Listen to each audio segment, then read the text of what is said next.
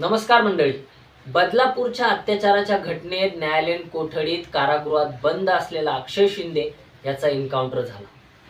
जसा अक्षय शिंदेचा एन्काउंटर झाला तसा महाराष्ट्रात चर्चा होती की यूपी पॅटर्न महाराष्ट्रात राबवलं जातंय का. जशी यूपी मध्ये एन्काउंटर होत होते तसाच महाराष्ट्रात एन्काउंटर झालाय का अशी चर्चा आज महाराष्ट्रामध्ये होती. शिंदे सरकारने तेच पॅटर्न महाराष्ट्रात राबवलंय का अशी चर्चा होती. मित्रांनो, तळोजा कारागृहामध्ये अक्षय शिंदे कैद होता, न्यायालयीन कोठडीत होता. त्याच्या दुसऱ्या पत्नीने त्याच्यावर केस दाखल केली होती. त्यामुळे ठाण्याची जी क्राईम ब्रांच होती ती त्याला आणण्यासाठी तळोजा कारागृहामध्ये गेली. त्यांनी ज्या काय फॉर्मॅलिटी होत्या त्या पूर्ण केल्या आणि अक्षय शिंदेला त्या कोठडीतून काढून आपल्या सोबत घेऊन जाऊ लागले. आणि वाटेतच अक्षय शिंदेने जिथले ते घेऊन जात असताना जे पीआय होते शिंदे त्यांची पिस्तॉल घेतली आणि पोलिसांवर गोळ्या झाडल्या. त्यामध्ये पीआयच्या पायाला गोळी लागली. त्यानंतर अजून 2 गोळ्या झाडल्या, त्या पोलिसांना लागल्या नाहीत. त्यामध्ये पोलीस बचावले आणि स्वतःच्या संरक्षणासाठी त्यांनी अक्षय शिंदेवर गोळ्या झाडल्या आणि त्यामध्ये त्याचा मृत्यू झाला असं पोलिसांचं म्हणणं आहे. आता मित्रांनो, अक्षय शिंदेचा मृत्यू झाला, परंतु यामध्ये विरोधक म्हणताय की दुसऱ्या कोणा मोठ्याला वाचवण्यासाठी अक्षय शिंदेला मारण्यात आले.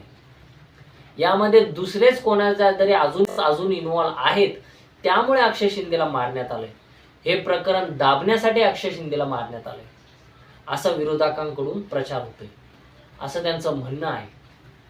तर दुसरीकडे पोलीस स्वतःचं संरक्षण करण्यासाठी गोळ्या झाडू शकत नाही का?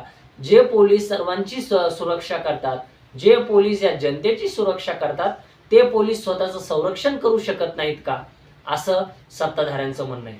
पोलिसांनी केलेली कारवाई योग्य आहे, ती त्यांनी स्वतःच्या संरक्षणासाठी केली आणि जे झालं ते बरंच झालं. अक्षय शिंदेवर का फुलांचा वर्षाव करायला पाहिजे होता का असं देखील सत्ताधारी म्हणतात. मित्रांनो, तुम्हाला काय वाटतंय की अक्षय शिंदेवर झालेली कारवाई योग्य आहे का? त्याचा झालेला एन्काउंटर योग्य आहे का? याबद्दल आपलं मत काय ते कमेंटमध्ये जरूर कळवा. मित्रांनो, अनेक जे आपल्या महाराष्ट्रातले राजकीय नेते आहेत त्यांच्या प्रतिक्रिया येत आहेत. काही लोकांना हे एन्काउंटर बिलकुल आवडलेलं नाहीये. त्यांचं असं म्हणणं होतं की न्यायानुसार जे न्यायालयाची प्रोसेस आहे त्यानुसार हे काम व्हायला पाहिजे होतं. एन्काउंटर अयोग्य आहे, त्याला फाशीच व्हायला पाहिजे होते, परंतु न्यायालयाच्या याच्यानुसार संविधानानुसार हे काम व्हायला पाहिजे होतं असं अनेक राजकीय नेत्यांचं म्हणणं आहे. याबद्दल आपलं मत काय ते कमेंटमध्ये जरूर कळवा. एन्काउंटरला तुमचं समर्थन आहे का ते देखील कमेंटमध्ये कळवा. व्हिडिओ आवडला असेल तर लाईक करा, चॅनलला सबस्क्राईब करायला विसरू नका. भेटूयात नव्या व्हिडिओमध्ये. धन्यवाद. जय हिंद.